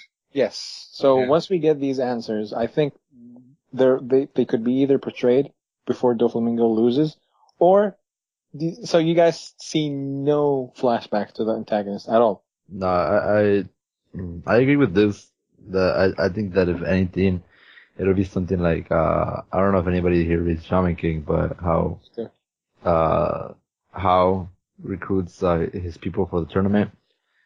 Just kind of like, not really a flashback of them per se, but just how like, he met them. But not like, I think Okay, it what's would the just purpose of Oda deciding to do that? I think it'll, if anything, it'll just be to show, but I don't know if Doflamingo would see. I would feel like it would be like, if and when Doflamingo loses, it'd be like his crew remembering, sort of. But, if Doflamingo does remember like that, then I guess it shows his character that he actually did care. He wasn't just like, it wasn't that he just used them, because I know he technically does do that with like Monet, like, oh, thank you for serving your purpose, go die or whatever. But maybe with these people, like, he developed more of, like more like they formed kind of like a family bond to an extent. So if him losing, I do think it's plausible that that's like a sort of like a one panel of him maybe like face to face with them when they're like younger and stuff. But aside from that, I don't think there will be anything more to it. I don't think, we're gonna see like anything more to Gladius or Laoji. Like Laoji when he was like fucking. I actually want to see more of Lao G because he's so freaking old, dude. Yeah, of course, but like I think like it's just like there's too many characters and Oda has too many characters, and like it's just I think it's too time consuming to have a flashback for everybody. So if anything, it'll be like a one panel or one page or one spread dedicated to like Doflamingo meeting everybody when they were a bit younger. But that's as far as it goes, I think. But it would just be to show like his relationship with them, that he actually keeps them in their mind and stuff. But aside from that, yeah, that's all I think there's to it. I agree. Yep. Like you mentioned, like a lot of people now mentioned double spread of I'm showing everything, just everything there is about this content. I like that. It could work out. I like both ideas. I like the idea of having like a crocodile style flashback. Crocodile. I think you Yeah, said I like was gonna say cracker, Huh? like fucking white boy and shit. yeah. Mm. I like the idea of that style of a flashback where he shows very sort of summarized way of how he built the empire that he has now, or the style of flashback where it's just a double page or one page or 2 pages or whatever. I like both ideas. I mean, thing is, What I don't like is individual flashbacks. That will be that I don't think will happen anyway. So. Right. okay, so with that, we kind of end Riley Escobar's question. We're going to move on to Roshi 420's question. Cool name, by the way, especially with digits. He asks, basically, I'm going to do the same thing that I did with Riley. I'm going to reword it in my own way because just to sum it up, the purpose of the question. He's talking about how, but basically, do you think Usopp can take on Treyball and Sugar by himself? With Treyball's duty being to protect Sugar, Usopp would have to go through him first in order to free Robin and the other toys in order to get help. Can Usopp really defeat one of Doflamingo's elite executive officers? Basically, Roshi is trying to ask, how the fuck is Usopp going to take out Sugar to fulfill the goal without taking out Treyball? There's no way. That's what I'm saying. And my answer to that is basically there is a way.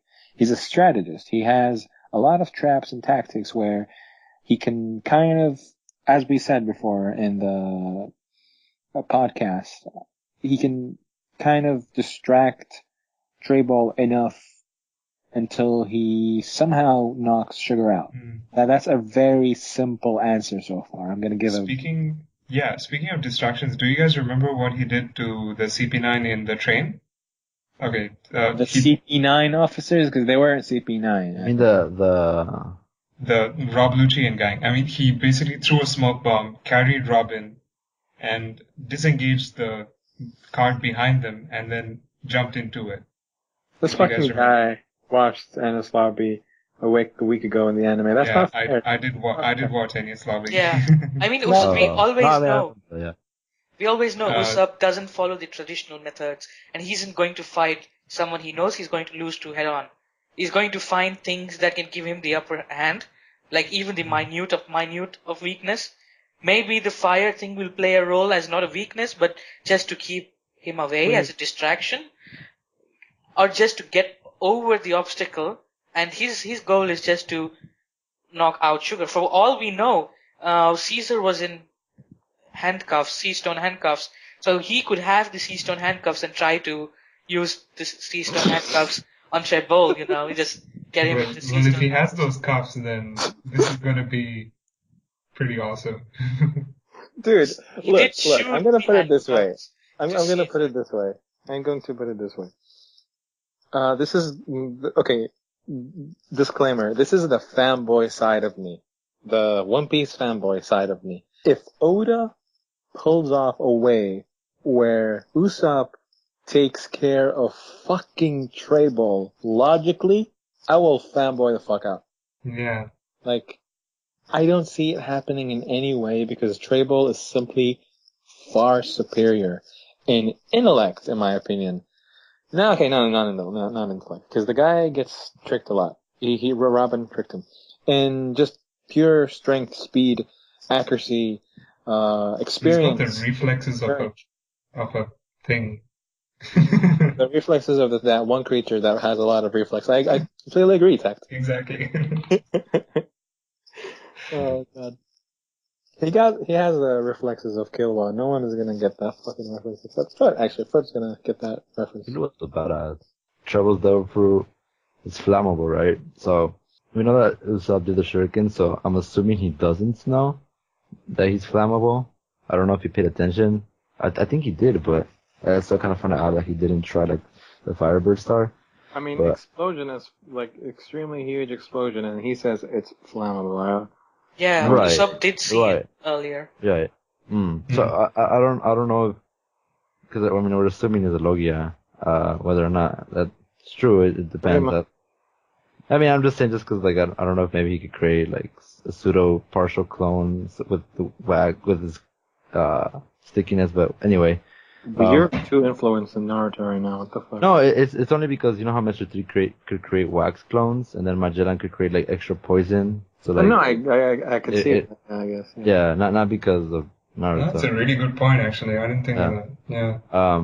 So, but I'm assuming it's a Logia, just based on what happened. But, if indeed like a Firebird Star can create like an even more impact on him personally, then I do see Usopp being able to create like using fire, or maybe even using his plants as like to initiate like fire to like create not maybe a wall per se, but just to like. Does he be get very affected by the fire? Like the explosion? I don't know. He himself is flammable.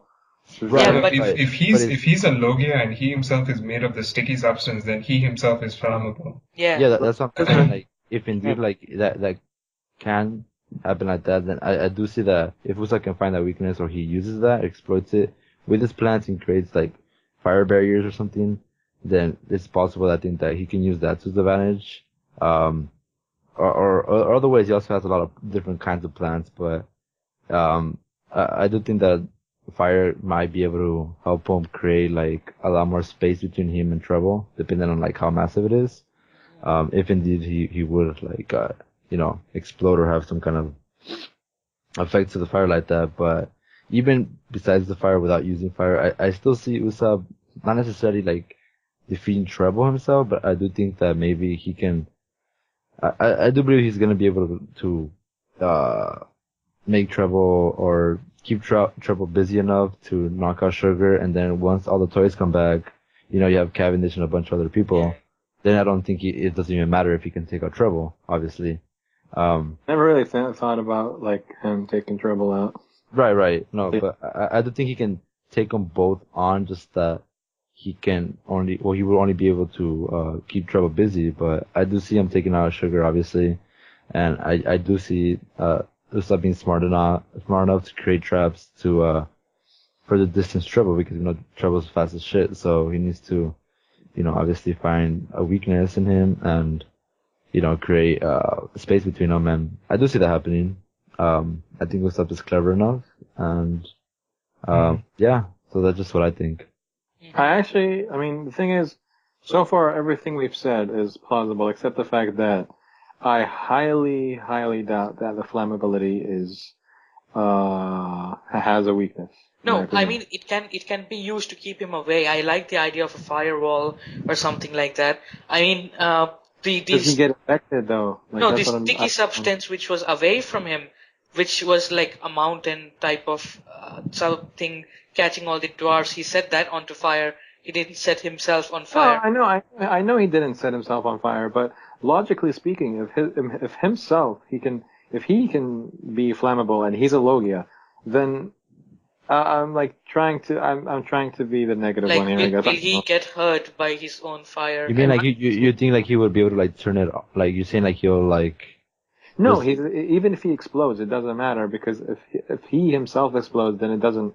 Because he can reform himself. Yeah, exactly. But as you've seen, depending on how big the thing is, it's not he's not gonna regenerate in a second. It's not instant. That still gives him a few seconds to set traps for Sugar.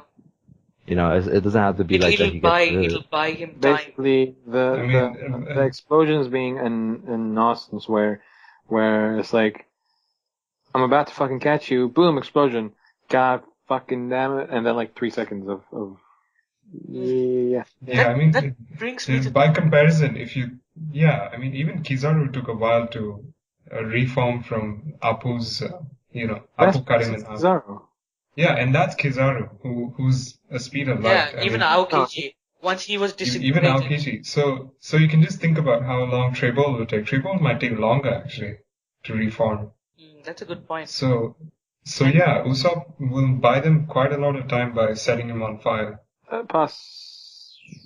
Possibly, yeah. Possibly. I'm not saying it has to be fire. Like I said, he also has other kinds of plants. Lots of plants, yeah. He can create that banana boat. So God knows what else can he create.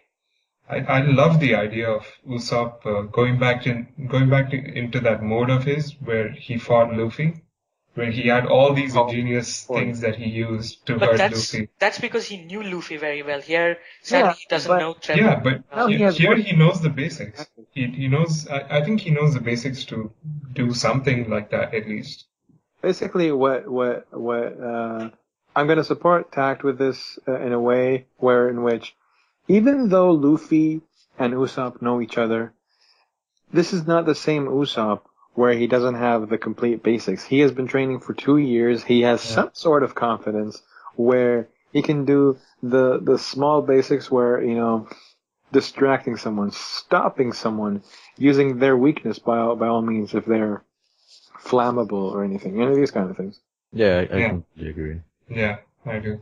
And maybe when Trebol jumps, I saw this scenario in my head a few times. When Trebol does these freaking crazy leaps, Usopp has a way to use that leap into his advantage, where he's midway in the air, something triggers or he gets stopped somehow, which would be bloody fucking epic.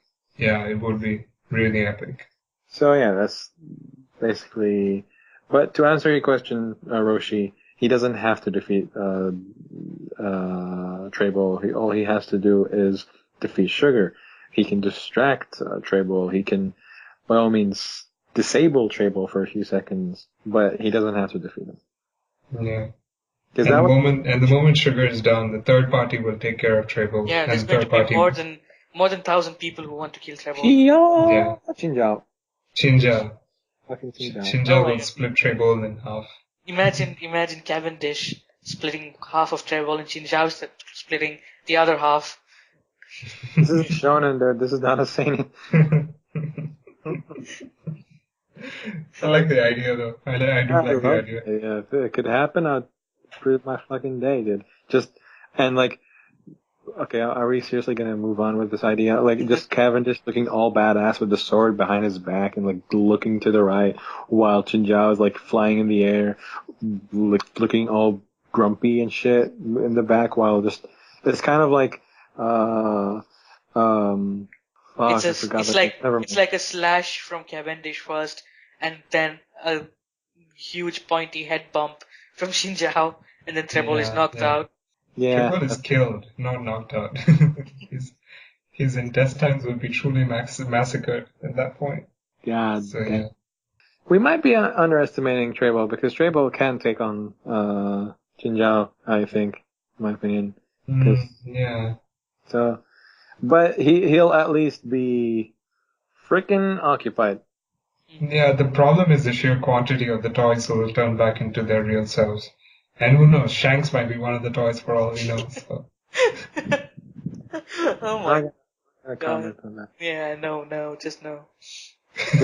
The second the toys are like out, we see an enraged Shanks for the first time. We don't see him at first. We just see everyone in Dressrosa sleep, and then Shanks walks out like with tuk, tuk. that kind of shit. It was like fucking sugar or something like that. I don't know. I was drunk. Okay, Roshi, I think these guys have lost their minds. We have answered your question, I guess, very well. Yes, we did. All right. Yeah. With that. Wait, I just thought of something. Go ahead. No. What if Roger was turned into a toy before his execution? They remember Roger. Everyone remembers Roger. Well, that's a good point. Everyone remembers Roger. He hasn't Damn even, it. and he's never forgotten. Wait, he did say, "I will never die, partner." Maybe he overcame the. Okay. Let's get to the end. Let's stop. Oh shit! All right. Or else it'll be like Cam's theory of, Rebecca using Pika as a sword, Treble as a sword as well. No, that was Sammy. That was mine. So Sammy said that Rebecca will become a Santoryu user with treble in her mouth. And the stick is in her mouth. Yeah. But it's probably what the fuck? Exactly. I don't know. That came out just weird. That's all. No. It's supposed to come out weird, dude. Yeah. Anyway, that's what she said. That's why that part was never in the podcast. Wait, it wasn't? No, it wasn't. The part about Triple's sticky stuff in being in his mouth, that wasn't in her podcast. Wow. I told them. Anyway, that ends the Q&A segment for you guys. So yeah, the podcast is now over. I've had some crazy theories on this one, and we're safe to assume that either Roger Whitebeard or Shanks or Buggy or Mihawk, Fujitora. No. They're turned into toys. They're the legend Shanks of is a toy. It's confirmed. Somehow. I was maybe. Okay. We can't do that anymore. We can't do that anymore. I try to restrain myself from thinking of the most abstract, random shit, and just say, yeah, that's about it. Guys, do you guys have anything else that you want to say? No. This was a fun episode, and there was a lot of bloopers at the starting. We had to at least restart like 5 to 6 times, and it was even though this was a trouble-filled start, the whole episode went well. So thank you for joining us today. No problem. Screw you, Foot man. By the way, when Sammy called me, he's like begging me and shit. He's like, please go home soon, Foot. Wait, did I fucking beg you? I was like, come on, man, stop being a faggot. But Sammy's being a faggot. Lying. I can totally imagine Sammy. No, it happened. It totally happened. Yo, yeah. I am so thankful that I have the call recorded because I have an app. I will fucking upload it. Lying piece of shit. You lying piece of shit. Oh, wow. You're recording my voice for your own amusement? Sammy, that's creepy. Amusement. I records all. Amusement in quotation marks. I really hope you don't use my voice for like some weird shit. Dude, you assholes! I have an app that records like all calls. Like I swear, just for these kind of situations. Right. Yeah, sure. God knows who else to speak to. I will also put a freaking screenshot where it shows you have recorded 43 calls or something. Anyway, that sounds even creepier. God damn. It does sound creepy. Oh man. You're It records by stalking itself. foot. It records by itself. I'm just saying. Like, every time I hang, it's already. Yeah, sure. Totally, man. I agree. Yeah. I'll reference the fucking app so you can download it and see. Yeah, man. I mean, you downloaded the app for a reason, right? So. Yeah, my uncle wanted to find. This uncle, right? Yeah, quote unquote. What is that? Okay. This is fucking. Like you focused on the uncle part. People, remember next week is a One Piece break. So there won't be a chapter next week. There'll be a chapter next to next week. So don't be surprised if you find. Don't bitch about it, basically, guys. Yeah, that too. I'm reading things on Facebook where people are saying, "Oh, Oda, why don't you just take a break for a year if you just want to keep taking breaks after every 4 chapters?" And there's these people telling, "Oda, just quit One Piece if you want to take so many breaks." And Actually, you know what? Why doesn't Oda just take a break for a month, get himself in the right shape, and then he doesn't want to. That isn't his motive. Regular breaks. I know he doesn't want to, but there are mangakas who do that, and I'm just thinking that might be a viable option. See, now his health you should is bust fine. Togashi, for real. Okay, first of all, I just need to explain one thing, Divvens, sorry. He doesn't take all these breaks just because he's sick. Yeah. Like, whenever he's sick, he takes 2 to 3 week breaks. But right now, he's doing these kind of breaks, I'm assuming, because of his schedule. This guy doesn't just draw for 3 hours a day and calls it a day. What do you mean? No, First of all, I thought these breaks were because he was sick. No. Oda isn't taking breaks himself. They're not? Okay. His editors are making him take a break so that he keeps good health. So it's not even Oda who's taking break, it's his editors who are... Basically, he's not ill right now. He's A-okay. No, he's totally... yeah, fine. I thought he was taking these breaks because of his sickness and he needs to just get some downtime. After he got sick and then he came back, since then the editors have always made sure that he keeps taking breaks every 4 to 5 chapters, and that's been going on for a long time now. If you guys remember that, like, 2 week, 3 week break where we had no chapter. He was hospitalized or something? Yeah, hospitalized, and he still freaking drew pages in the hospital. Like, Kishi actually saw him drawing. He was like, what the fuck are you doing, and he was like, he also sent a sorry message. He was like, I know many young boys are waiting for more One Piece. I know many fans are waiting for One Piece, but I'm sorry. I didn't see that message. Yeah. No, he just said, I'm doing a better job than you, Kishi, while I'm actually in the hospital, so that's what he said. Hey, man. Enough with the Naruto jokes, man. I'm sorry. Alright, okay. I'm no better. I think that's a legit fact. It's not a joke. But never mind. Truth hurts sometimes. So take it as it is. I'm no better, man. I fucking talk shit about Naruto all the time.